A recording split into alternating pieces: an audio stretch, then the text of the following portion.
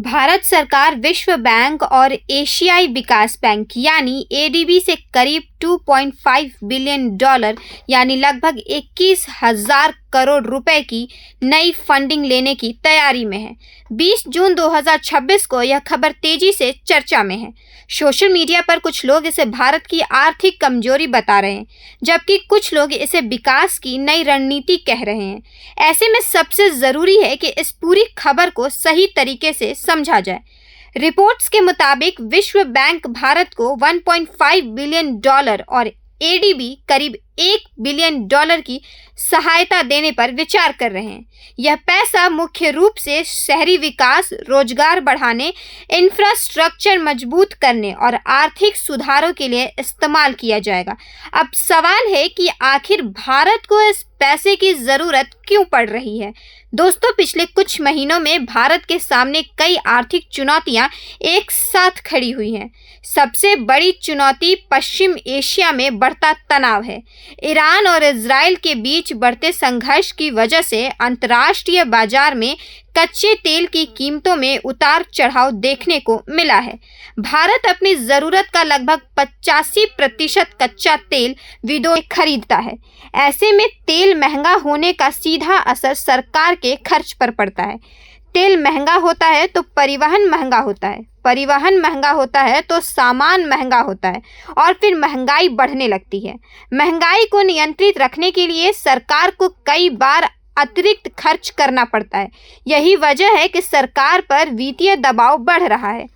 दूसरी बड़ी वजह है इंफ्रास्ट्रक्चर पर लगातार बढ़ रहा खर्च। इस समय देश भर में हजारों करोड़ रुपए की परियोजनाएं चल रही हैं। नई मेट्रो लाइनें बन रही हैं, हाईवे और एक्सप्रेसवे तैयार हो रहे हैं, रेलवे का विस्तार हो रहा है, स्मार्ट सिटी प्रोजेक्ट चल रहे हैं और शहरी क्षेत्रों में नई सुविधाओं का विकास किया जा रहा है। इन सभी परियोजनाओं के लिए भारी निवेश की ज़रूरत होती है। सरकार चाहती है कि विकास की रफ्तार धीमी ना पड़े, इसीलिए अतिरिक्त फंडिंग के विकल्प तलाशे जा रहे हैं। लेकिन यहाँ एक महत्वपूर्ण सवाल भी उठता है, क्या ज़्यादा कर्ज लेना भविष्य में समस्या बन सकता है? जवाब है हाँ, अगर पैसे का सही उपयोग ना हो, क्योंकि हर कर्ज के साथ ब्याज भी जुड़ा होता है। अगर परियोजनाएं समय पर पूरी नहीं हुई, अगर रोजगार नहीं बढ़ा, अगर आर्थिक विकास की गति नहीं बढ़ी, तो आने वाले वर्षों में कर्ज का बोझ बढ़ सकता है। यही इस पूरी योजना का सबसे बड़ा जोखिम है। हालांकि सरकार का तर्क अलग है। सरकार का कहना है कि यह पैसा खर्च नहीं बल्कि निवेश है। अगर इन पैसों से नई सड़कें बनती हैं, नया उद्योग आते हैं, रोजगार बढ़ता है और आर्थिक गतिविधियां तेज होती हैं, तो इससे भविष्य में सरकार की आय भी बढ़ेगी।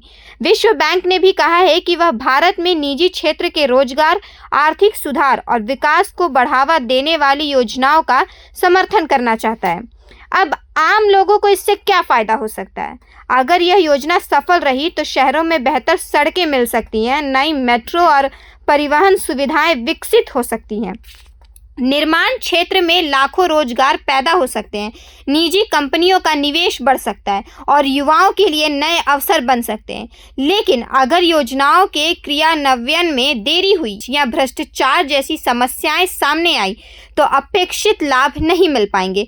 यही वजह है कि एक्सपर्ट सिर्फ फंडिंग को नहीं बल्कि उसे उपयोग को ज़्यादा महत्वपूर्ण मानते हैं।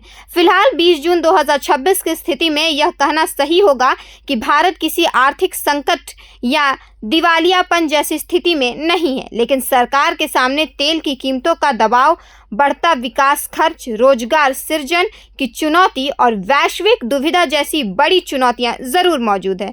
इसलिए विश्व बैंक और एडीबी से मिलने वाली यह फंडिंग भारत की विकास योजनाओं को आगे बढ़ाने का एक प्रयास मानी जा रही है। अब सबसे बड़ा सवाल यह है कि क्या यह पैसा भारत के शहरों, रोजगार और अर्थव्यवस्था को नई रफ्तार देगा या फिर आने वाले समय में कर्ज का बोझ बढ़ाएगा?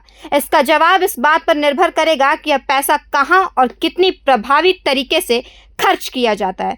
फिलहाल सरकार इसे विकास की रणनीति बता रही है, जबकि आलोचक इसे बढ़ते आर्थिक दबाव का संकेत मान रहे हैं। सच्चाई आने वाले महीनों में सामने आएगी, जब इन परियोजनाओं का असर जमीन पर दिखाई देने लगेगा। धन्यवाद।